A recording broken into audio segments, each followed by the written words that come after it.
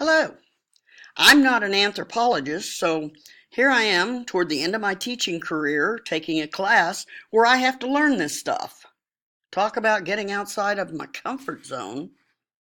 I'm taking this class to satisfy my requirement to obtain a professional teaching certificate in Alaska.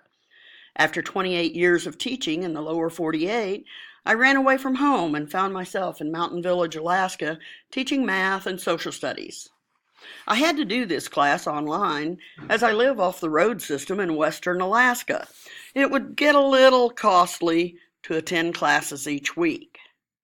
Mountain Village is an Eskimo Yupik village of approximately 700 people. The population relies heavily on subsistence, which includes salmon, moose, and waterfowl. I recently completed Geography of Alaska, taught by Roger Pearson, which I would recommend to everyone interested in all the areas of Alaska, bits of history about Alaska, and geographic events, both past and present, like villages that are losing their land due to extreme coastal erosion and are having to consider moving their town. Now, I originated in Pensacola, Florida. Then my family moved to south central Missouri, where I raised my family and taught math and science for 28 years in public school. My children are grown with their own families, living in Mississippi and Arkansas, and have provided me with many exciting tales of life. I love to travel and explore new regions and have traveled in all 50 states, hiking, fishing, and hunting in most states, as well as exploring national parks across America. My travel trailer and I zigzag across America each summer, finding new adventures or re-exploring old ones. If you would like to know more about me, I have linked my classroom webpage, which also includes some personal information, and I hope you enjoy it if you do. Just a side note, I am very technologically challenged, so I will apparently be learning how to be more inclined to use technology with this class while I'm learning about native cultures. Anthropology can play a major positive role in native cultures of Alaska when there is an alliance between the two groups that are based on shared resources, repositioned indigenous and academic authorities, and relations of genuine respect for each other. Clifford discusses the conclusion of Hunting Tradition, where a group of Yupik elders joined an anthropologist at the Berlin Museum.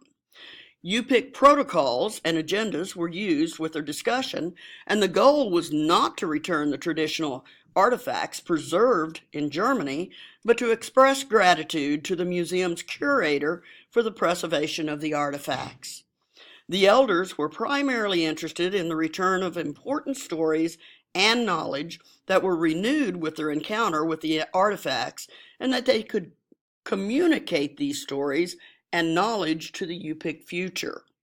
To me, this was a classic example of how anthropology helped the Yupik begin to restore culture that had been slowly lost. Anthropologists can help natives learn who they are to help them understand where they come from. I enjoyed the quote that Puller used from Margaret Knowles at the Elders Conference that guided Looking Both Ways. She said, "I realize that we are not the true natives, and the fact remained that we really didn't even know who we were." And that really bothered me. It angered me because who are we?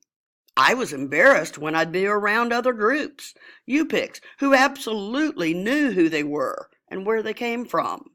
I didn't. I didn't know. And they said, "Well, it depends upon what anthropologist you talk to." On the flip side, anthropology can have a negative effect on native cultures, like in 1931, when an anthropologist arrived on Kodiak Island to dig up human remains for his research collections at the Smithsonian. Later, 1991, hundreds of boxes of human bones still awaited reburial.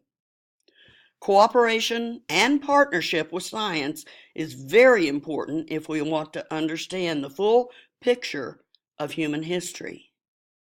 Thank you for your time.